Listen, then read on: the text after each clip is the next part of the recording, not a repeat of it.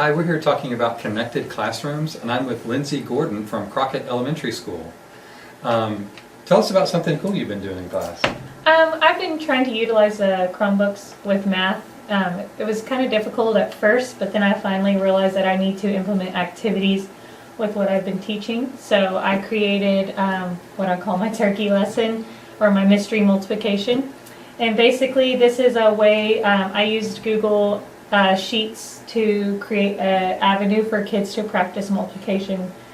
I found that kids do not like practicing with pencil and paper. Right. And so I utilized Google Sheets by creating a mystery picture.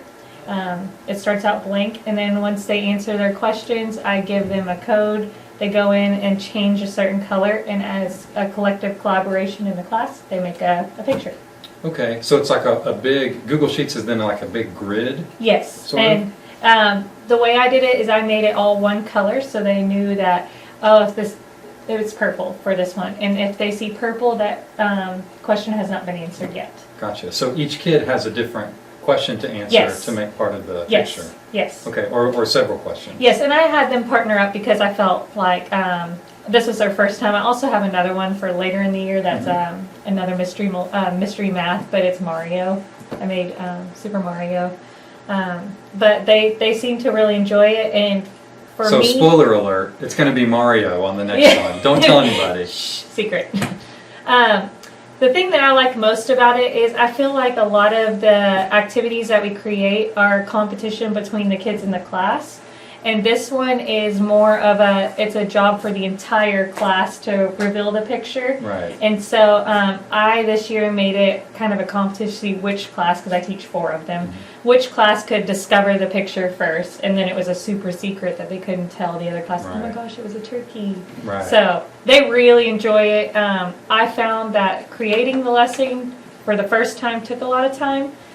But once in the lesson, all I'm doing is walking around and going, oh my gosh, you got that correct. Shade your color orange. Right. And they would go in their Chromebooks, they shade it orange, and since they're all connected on the same Google Sheet, it shades everyone's orange on their computer and then up on the projector. So it's live? It's live. Yeah, yes. Cool. All right, and so apparently the kids really liked it? Oh, they love it. And I even have kids from last year talking about, oh my gosh, when are you going to do the mystery multiplication? And I'm like, I've already done it. Gotcha. And so that's the case where it could really be, the content could be anything. Yes, right? yes, for sure. You could use any, if I wasn't teaching math and maybe I was teaching social studies, which it's a good thing I'm not. You could throw out questions and say, oh, I think this person was in this war. Right. Like I said, I'm not good at social Or whatever, studies. right. But, and you say, yes, you got that correct. Shade your question number green. And then they go in, shade it green, and it'll make a picture once all the questions are answered. Cool. Well, I'm really anxious to go look at it. Can we go Sure. see what the picture Yes, looks like? come on Cool, let's over. go. So these are the problems that I made. I actually, for this particular lesson, had over 120 math problems. And when I told my students that, they panicked. Like, Miss Gordon, you're going to make us do 120 problems? Mm-hmm. And by the end of it, they were shocked that they, did that many. But you can see I have lots and lots of problems.